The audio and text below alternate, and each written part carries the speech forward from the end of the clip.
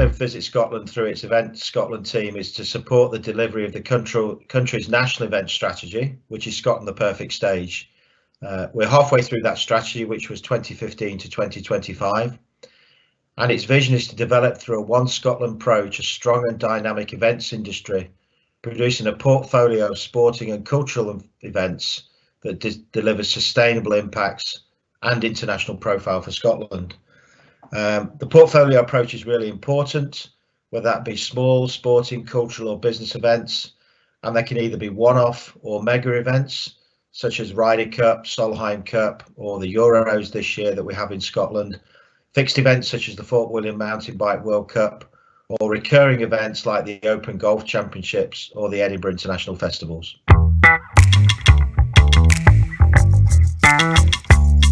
COVID-19, like the rest of the world, has had a devastating impact on the sports and events sector, and it's going to take some time, in my view, for that to recover.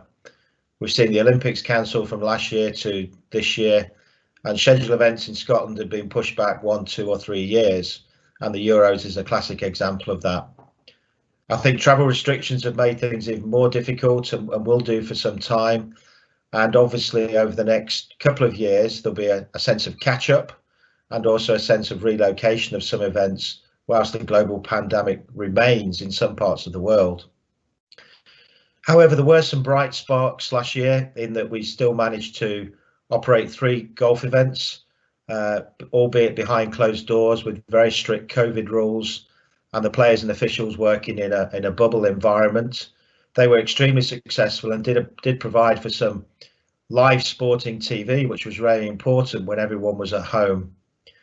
However, I think that the long-term impact of COVID, not only in Scotland but throughout the world, will take some time to recover, whether that be the confidence of our spectators to attend, the ability of the supply chain to work with events to successfully deliver, or in fact the financial sustainability in the economic models. So I'm really positive and excited that we're starting to see some movement now, but I'm also very realistic that it'll take many months, if not many years, for us to return to the heady days of 2018 and early 2019.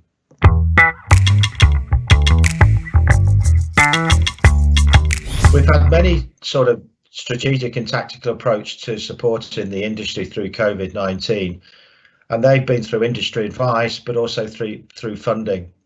In terms of industry advice, we established very early last spring, probably in early April, an events industry advisory group, which was made up of key individuals and key leaders from all parts of the event sector in Scotland, whether that be sport, culture, music festivals, promoters, supply chain people. And they've met on a fortnightly basis for the last year, working with Scottish Government and ourselves and also ministers to ensure that we've got the right advice going out to events, but also alleviating some of the challenges that they've had. And it's even more important now as we move out of lockdown and trying to navigate our way through the sort of complicated framework and guidance, and also the physical social distancing rules which we need to put in place to successfully and safely deliver events, particularly over the next 6 months. We've also had a really positive response in terms of funding for the industry. So since last November, we've distributed £31 million of funding to events and events organisations in Scotland through a range of grants, whether they be pivotal businesses in terms of funds up to £150,000 or small supply chain businesses up to £10,000. And that's to try to ensure that we still have those businesses and those event organisers in place when we come out of COVID, so that Scotland has a bit of a jump start in terms of being able to return to its vision of developing itself as one of the world's leading events organisations, but also truly delivering against Scotland the perfect stage. And without that funding, I think we'd have been in a far worse situation. I know many countries around the world have adopted similar schemes and processes, things like work programmes around furlough, it's called in Scotland and the UK, where people have managed to retain their employees and their skill base during this most difficult time of COVID.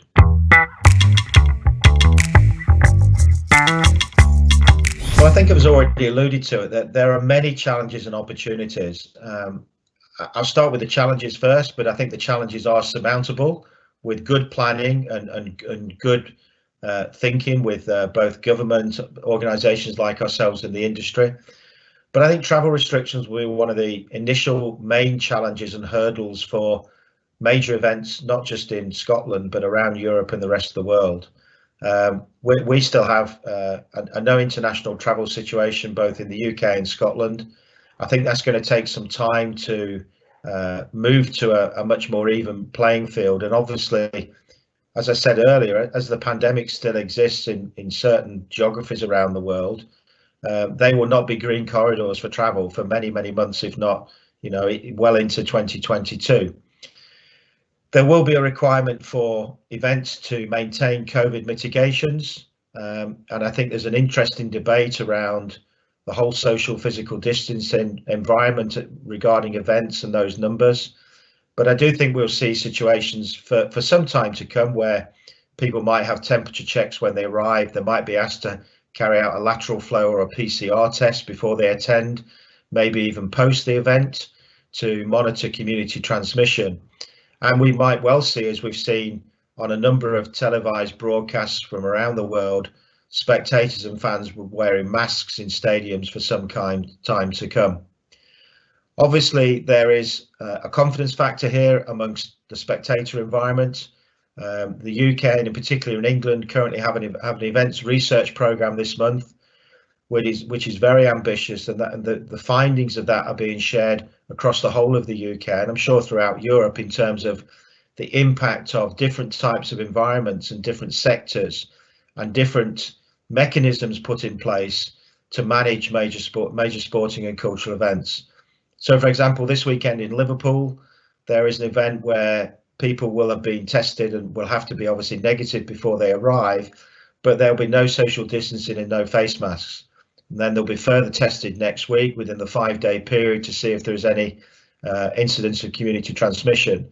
Just to give some data in terms of what bringing people back in large numbers actually has in terms of the virus.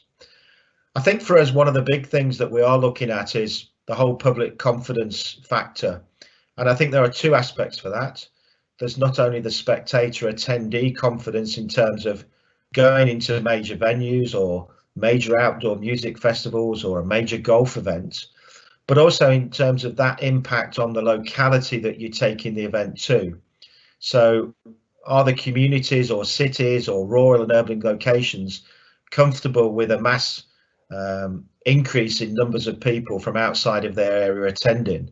There's some work to do on that, but I do think we need to ensure that the COVID mitigations are in place for some time to come, to give a real confidence both to the locality of the community that you're hosting the event, but also to the people that are attending the event. And if you think of the supply chain in terms of a major event, it's not just the event itself. You've got to travel to get there. That could well be on a taxi or on an aircraft. You've maybe got to stay in a hotel. You've got to attend the event, and then you've got to return home. So there are many, many touch points that need to be considered very carefully along that journey of providing that confidence, both for a spectator, but also the community in which it's hosted.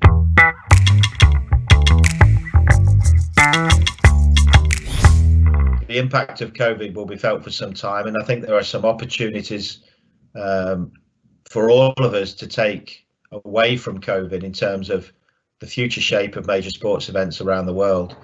I wouldn't in any way be advocating that events remain behind closed doors, albeit I think that the consumers got used to not seeing spectators in stadia.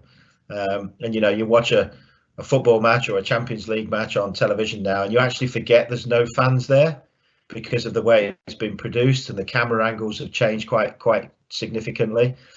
So I think that's an interesting one, and it goes back to the confidence debate around whether people will go or whether they would rather watch it on television.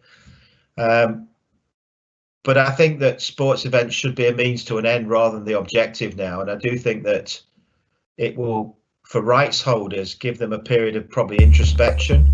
I for some time, been a strong advocate that I think rights holders have become quite greedy in their demands upon host cities in terms of both the rights fees and some of the other aspects of the packages that are required around major sporting events. So I think we're going to see much more collaboration and collegiate working. And I think that actually it will be a real positive for the sporting events environment, in that we'll see sporting events not just delivered for pure economic impact or international media value, but we will be looking at the whole sport for good and sports policy angles.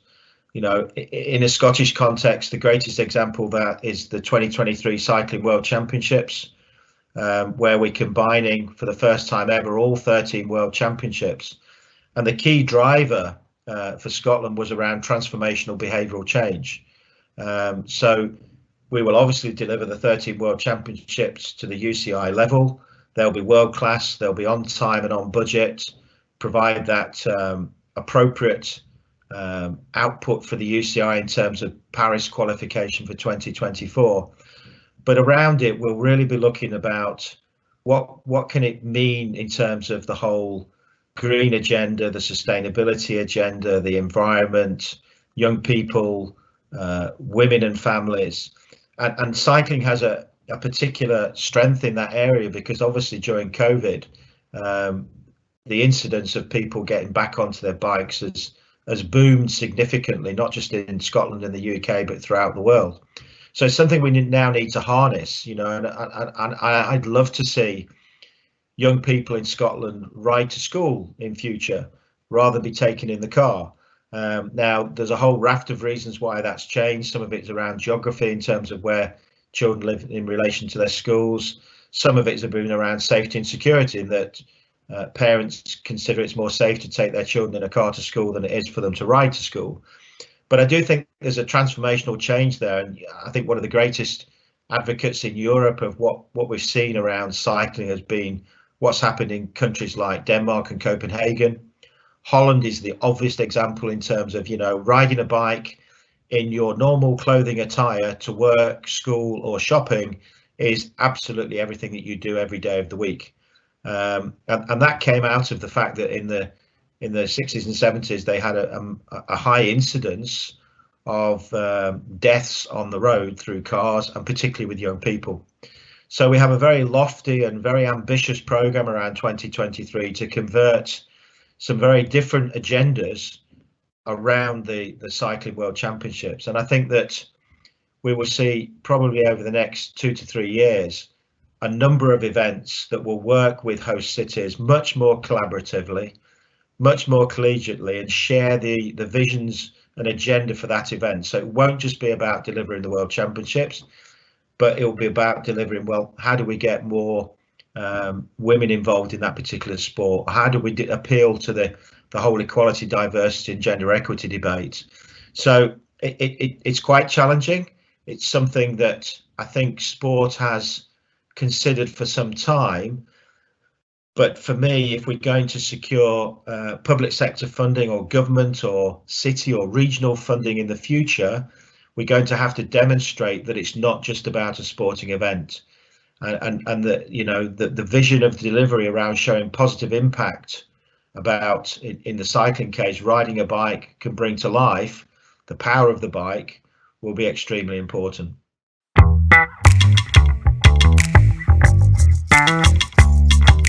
I think the relationship between partners and smart cities in sport is absolutely critical for the future of the events and sporting industry.